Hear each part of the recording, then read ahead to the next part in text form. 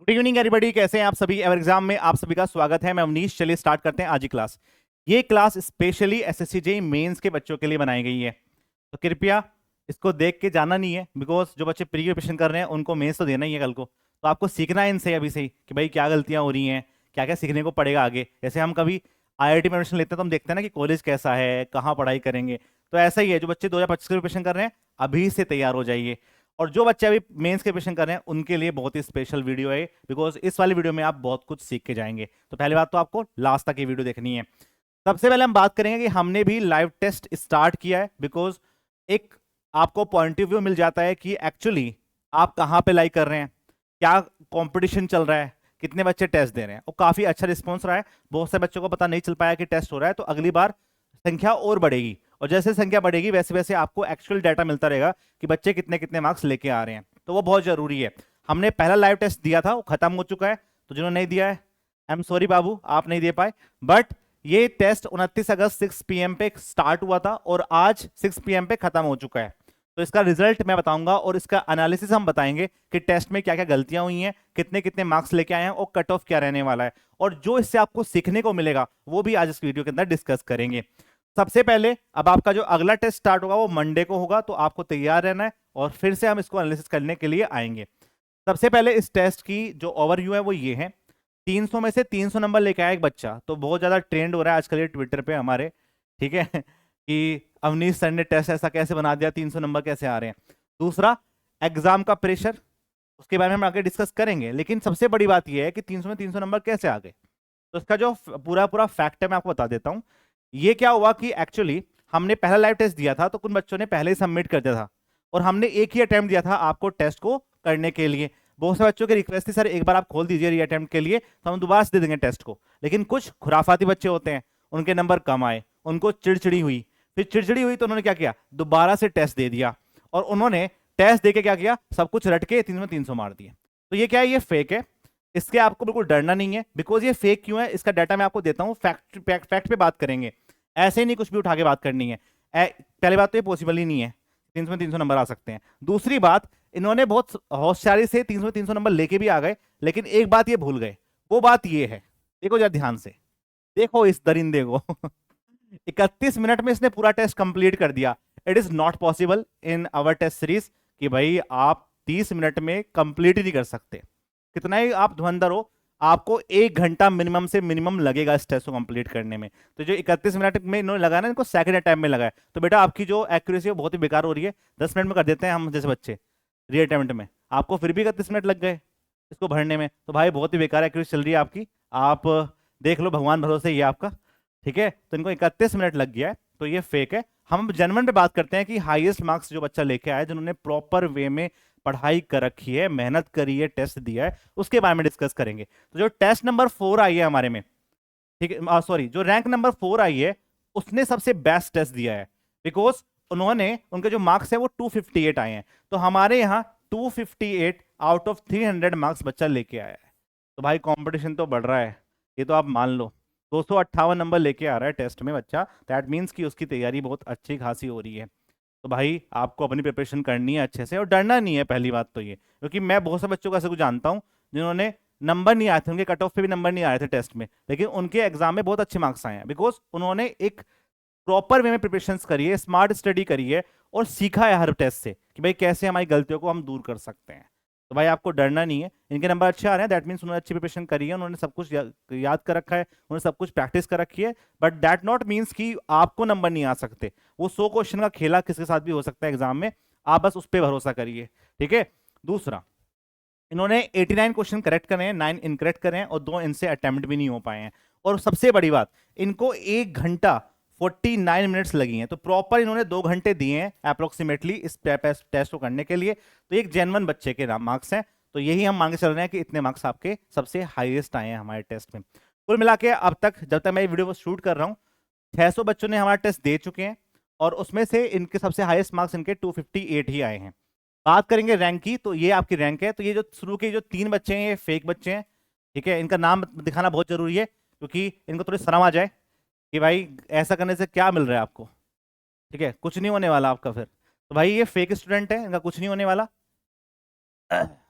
सिर्फ ये आपके साथ खेल रहे हैं। मेन जो है वो ये बच्चा है मदन मोहन मौर्य, जिसके 258 मार्क्स है। कांग्रेचुलेशन बेटा। बस खुश नहीं होना है बहुत ज्यादा कि हमारे मार्क्स अच्छे आ रहे हैं, बस कंटिन्यूसली पढ़ते रहना है, बिकॉज वहां जाके भी आप हिट विकेट हो सकते हो। तो इसलिए आपको रेगुलरली पढ़ाई करनी पड़ेगी, रेगुलरली सीखना पड़ेगा कि मैं कहाँ पे गलती कर रहा हूँ, क्योंकि आपके क्वेश्चन गलत हुए हैं, जो 9 इनकरेक्ट हुए हैं उन पे आप काम करिए, तभी आप बेहतर कर सकते हैं एग्जाम में बैठ के। दूसरा, ये बच्चे हैं। अब बात करेंगे सर जो टेस्ट पूरा ओवरव्यू है, क्योंकि मैंने तो आपको सिर्फ टॉप 20 तक दिखाए हैं, बच्चों के ओवर मार्क्स कितने आए हैं और कट ऑफ क्या रहने वाली है इस टेस्ट की। जो बच्चों ने हमें टेस्ट दिया है वो 600 के करीब बच्चों ने टेस्ट दिया है। जो टॉप 50 स्टूडेंट हैं उनके 239 मार्क्स 231 मार्क्स तक आए हैं। ठीक है, तो it is very good competition कि भाई सब बच्चे पढ़ के आ रहे हैं और काफ़ी अच्छे से उन्होंने प्रैक्टिस कर रखी है। और 51 से 100 तक 212 आए हैं, और 101 से 150 के बीच में 203 आए हैं, और 151 से लेकर 200 तक स्टूडेंट के 195 मार्क्स आए हैं। ठीक है, जो उनसे कम आए हैं तो आप अपने आप पे काम कर सकते हैं। ये नहीं है कि आपको नाम नहीं आया या आपके तो मार्क्स यहाँ पे डिस्कस ही नहीं हुए, दैट नॉट मीन्स कि आपके नंबर नहीं आएंगे, आ सकते हैं, बट आपको टॉप 200 में तो रहना ही रहना है। यदि आपको अच्छे नंबर लेके आने अपने एग्जाम में तो टॉप 200 में तो आप रहिए रहिए हर किसी भी हालत में। तो 195 मार्क्स तक बच्चे लेके आए हैं। तो टेस्ट ऐसा नहीं था कि बहुत ज्यादा आसान था, ऐसा नहीं था कि बहुत ज्यादा हार्ड था। जो मेन क्राइटेरिया एसएससी को चाहिए होता है हमने उस पर काम किया। हमने बहुत ज्यादा out of the box question नहीं दिए, बस लैंग्वेज को घुमाया जो एग्जाम में घूमती है। आपको पता है एसएससी बिल्कुल नया क्वेश्चन देता है एग्जाम में बना के, उसकी लैंग्वेज को घुमा देता है। तो हमने भी बहुत सारे क्वेश्चन में ऐसा किया था, आपने देखा होगा टेस्ट में। बात करते हैं कि इसका कट ऑफ कितना रहने वाला है। तो इस वाले टेस्ट का जो हमने लाइव टेस्ट 1 लिया है उसकी कट ऑफ रहेगी 210, 210 आपकी कट ऑफ रहेगी। तो जिन बच्चों के नंबर इससे ऊपर आ रहे हैं दैट इज गुड, जिनको नहीं आ रहे हैं वो काम करिए, आपके भी इतने से ऊपर तो आएंगे आएंगे अगले टेस्ट में। अगले टेस्ट में फोड़ेंगे, कोई बात नहीं इसमें नंबर नहीं आया तो। नेक्स्ट बात करते हैं मिस्टेक्स एंड हार्ड टॉपिक्स, क्योंकि इसको एनालिसिस करना बहुत जरूरी है। मैं आपसे बस यही गुजारिश करूंगा कि आप 2 घंटे प्रॉपर बैठ के टेस्ट दीजिए, बिकॉज यदि आप 2 घंटा पूरा देते हैं तो आपको एनालिसिस करने में टाइम कम लगेगा। जो बच्चे 1 घंटे में सबमिट कर देते हैं उनको एनालिसिस करने में 2 घंटे लग जाते हैं, बिकॉज वो क्वेश्चन को ध्यान से पढ़ते नहीं है, सोचते नहीं है वहां बैठ के कि कुछ क्या लगा सको इसमें, उनका टाइम बचता है फिर, क्योंकि वहां टाइम उन्होंने यूज कर लिया। लेकिन जो बच्चे नहीं देते हैं उनका टाइम लगता है। तो अभी आप प्रॉपर 2 घंटा देंगे ना बैठ के वहां पे, तो उससे क्या होगा, आपको पता चलेगा कि कहां पे गलतियां हुई हैं। नेक्स्ट बात करते हैं कौन कौन से ऐसे टॉपिक्स हैं जहां से बच्चों के नंबर कम आए हैं या उनमें दिक्कतें हुई हैं। जैसे सबसे पहले हम बात करेंगे एस्टिमेशन कॉस्टिंग की।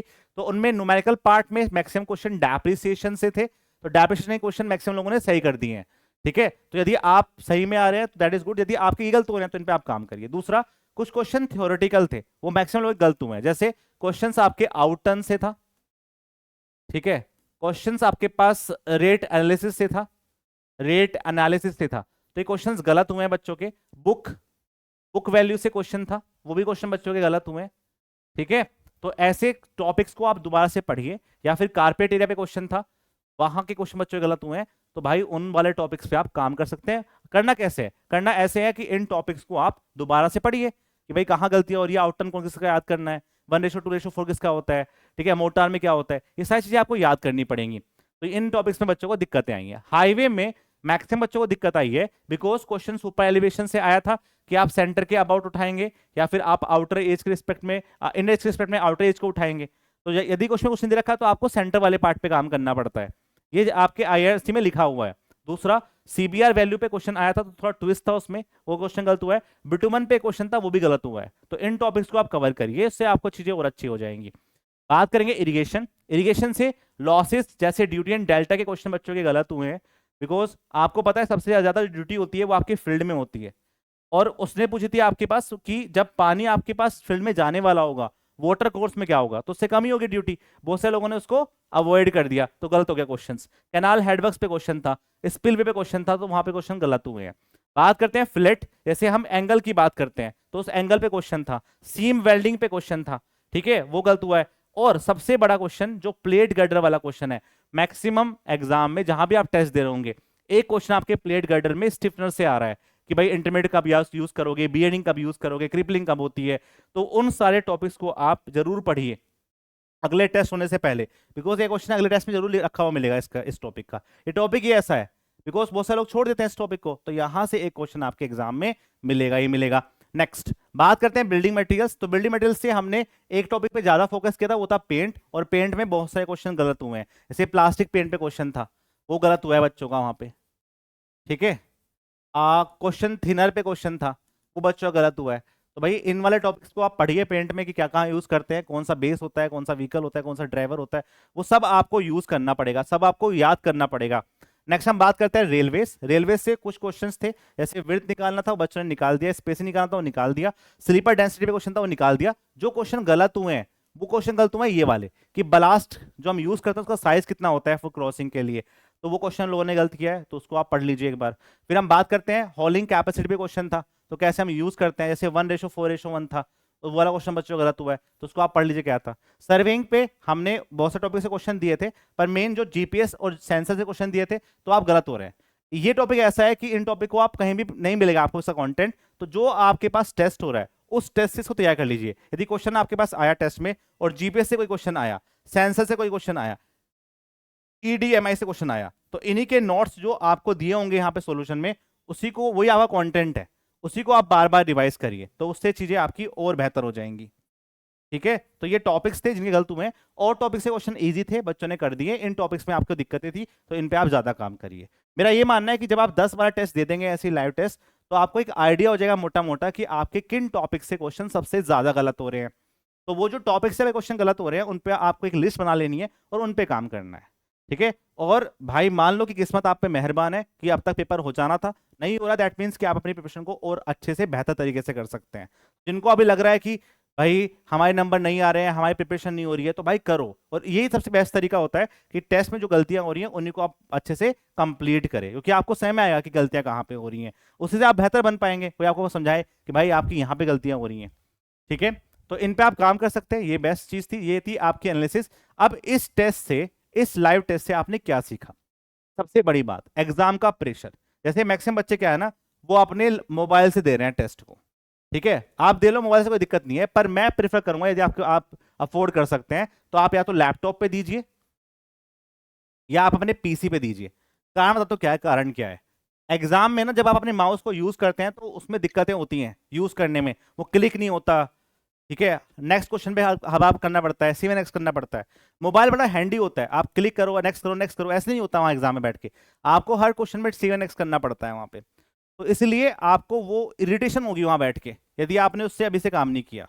तो भाई पीसी पे दो, लैपटॉप पे दो, उससे क्या होगा कि आप कैलकुलेटर को यूज करना सीखेंगे, आपको क्लिक करना पड़ेगा बार बार, उससे आपको बार बार टिक टिक टिक टिक करना पड़ेगा। अभी आप हैंड से कर रहे हैं तो वो आपको इजी लग रहा है, वहां पे इजी नहीं लगेगा, तो उससे आपको इरिटेशन हो सकती है एग्जाम में। उससे बचने के लिए आपको अभी से अब टेस्ट देना पड़ेगा, उससे एक माहौल मिलेगा कि जो इन्वायरमेंट आपको तैयार करना है एग्जाम के लिए वो बेहतर हो सकता है। दूसरा हम बात करेंगे, कैलकुलेटर को यूज करना काफी इंपॉर्टेंट है।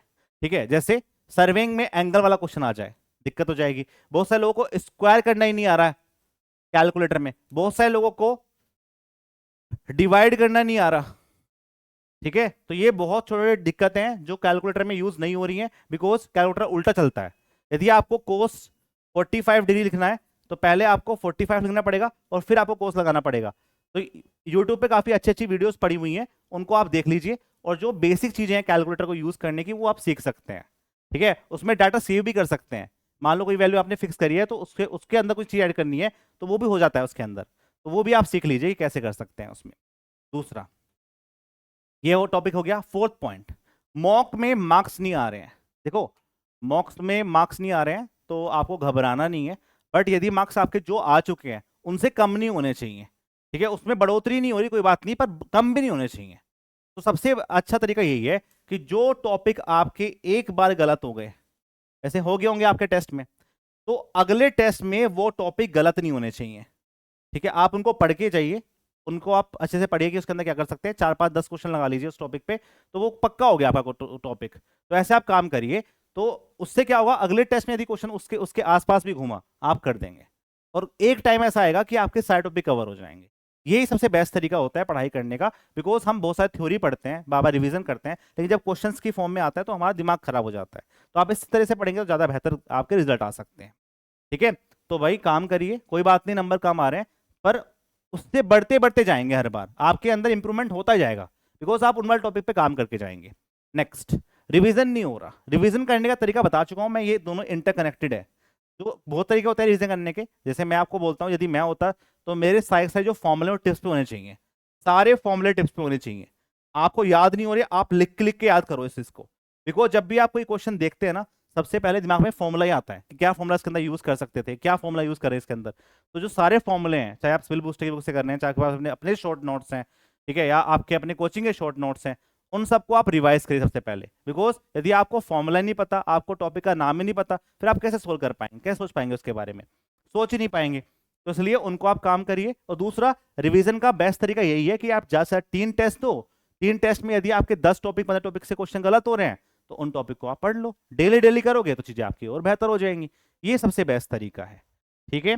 और कुछ बच्चों को लगता है कि भाई लाइव टेस्ट सबको देना है। इस बार बच्चों ने जो टेस्ट दिया है वो 600 प्लस बच्चों ने टेस्ट दिया है। मैं चाहता हूं कि अगली बार 3-4 हजार बच्चे टेस्ट दें, ताकि कि आपको आउटपुट मिल सके। तो इस वीडियो को आपको शेयर करना है, इससे ज्यादा से ज्यादा बच्चे जो आपके साथ के फ्रेंड मेंस की प्रिपरेशन कर रहे हैं वो टेस्ट दें। लाइव टेस्ट देना बहुत जरूरी है, उससे आपके एक्चुअल मार्क्स पता चलेंगे। दूसरा, ऐसे ही हमने बहुत सारे टेस्ट ओ बनाए हैं, जैसे आपको ये टेस्ट मिल रहे हैं, तो आपके पास एक टेस्ट सीरीज का ऑप्शन भी है, ठीक है। तो आप टेस्ट सीरीज भी परचेज कर सकते हैं। वो सिर्फ 999 की है, ओनली 999 में आपको 21 टेस्ट मिल रहे हैं। जहां पे आप ये लाइव टेस्ट दे रहे हैं उसके बराबर में एक बॉक्स है, उसको आप परचेज कर सकते हैं, वहां से आप टेस्ट दे सकते हैं। तो जैसे क्वेश्चन आपको लाइव टेस्ट में मिले वैसे क्वेश्चन आपको वहां भी मिल जाएंगे, ठीक है। दूसरा, आपको लगता है कि आपको किसी टॉपिक में दिक्कत है, ठीक है, और मुझे वो जेन्युइनली वो टॉपिक पढ़ना है, ठीक है, तो आप इस वाले कोर्स को देख सकते हैं। मैं उन बच्चों के लिए प्रिफर करूंगा, अभी टाइम भी है, पूरा कोर्स आप कर नहीं पाएंगे, लेकिन जिन बच्चों को लग रहा है ऐसा कि भाई हमें ना इस वाले टॉपिक में दिक्कत हो रही है, तो इसके प्राइस कम कर दिए गए हैं। ये प्राइस आपका 999 का हो चुका है, और इसमें आपको टेस्ट सीरीज साथ में मिल रही है। तो जिन टॉपिक्स में आपको दिक्कत लग रही है कि भैया इन टॉपिक्स में आपको दिक्कत है, ठीक है, तो उन टॉपिक्स को आप यहां पे जाके पढ़ सकते हैं। बिकॉज हमने इस बैच में सब्जेक्ट वाइज पढ़ाया है, सब्जेक्ट वाइज पढ़ाया है इस बैच के अंदर, और साथ में हमने इसमें टॉपिक वाइज भी पढ़ाया है, ठीक है। तो आपको क्या करना है, आपको ढूंढना नहीं पड़ेगा, सीधे आप टॉपिक को खोलेंगे और उसको पढ़ना स्टार्ट कर देंगे। तो आपका जो टाइम है वो बच जाएगा। बहुत सारे लोगों के पास कंटेंट नहीं हो पाता कि कहाँ से पढ़े उस चीज़ को, जेन्युइनली कहाँ से क्वेश्चन लगाएं उस वाले को, तो यहाँ से आप उसके क्वेश्चन को लगा सकते हैं, ठीक है मित्र। तो ये आपके पास आज की वीडियो थी, और इसको मैंने एनालिसिस करा है अच्छे से, और आपको बताना है कि आपको के इस टेस्ट में जो टेस्ट आपने दिया है इसमें से किस किस टॉपिक के क्वेश्चन गलत हुए हैं, वो सारे आपको लिखने हैं। लिखने से फायदा क्या होगा, कल को जब आप एनालिसिस कर रहे होंगे तो आप वीडियो खोल लेंगे और सीधा आप टॉपिक देख लेंगे कि इस टॉपिक से मेरे क्वेश्चन गलत हो गए हैं। जब आप 10वां लाइव टेस्ट देंगे तो आपको अपने ऊपर हंसी आएगी कि भाई मैं क्या क्या क्वेश्चन गलत कर रहा था पहले। तो आपके अंदर क्या होगा, एक आपको अपना ग्राफ बढ़ता हुआ दिखाई देगा। और मैं वही चाहता हूं कि इस टेस्ट का मेन मोटिव यही है कि मैक्सिमम बच्चे देंगे। बिकॉज जो अच्छे बच्चे हैं वो तो एग्जाम पे टेस्ट दे रहे हैं, लेकिन जो बच्चे बिल्कुल ऐसे हैं कि एवरेज हो रहे हैं, इनको पता ही नहीं लाइव टेस्ट चल रहा है, वो अभी नहीं दे रहे। लेकिन धीरे धीरे जब आपके लाइव टेस्ट 2, 3, 4 बढ़ जाएंगे तो सारे बच्चे आ जाएंगे, तो उससे हमें एक्चुअल डाटा पता चल जाएगा कि हमारी जो प्रिपरेशन है वो कहाँ पे चल रही है, ठीक है। कल से मैं आपकी यूट्यूब पे भी क्लास स्टार्ट करूंगा मेंस के लिए, और लाइव टेस्ट की एनालिसिस ऐसे ही हम करते रहेंगे, जिससे कि आपको मोटिवेशन मिलता रहे और एक तरीका मिलता रहे कि आप अपनी प्रिपरेशन से जुड़े रहे जब तक आपकी डेट नहीं आ जाती, ठीक है मित्रों। तो मिलूंगा मैं आपको नेक्स्ट क्लास में, तब तक के लिए बाय बाय। और कमेंट सेक्शन में आपको बताना है कि आपके कितने मार्क्स आए हैं और कौन कौन से टॉपिक से आपको दिक्कत लग रही है। मिलते हैं फिर आपकी नेक्स्ट क्लास के अंदर, तब तक के लिए बाय बाय। जय हिंद, जय भारत।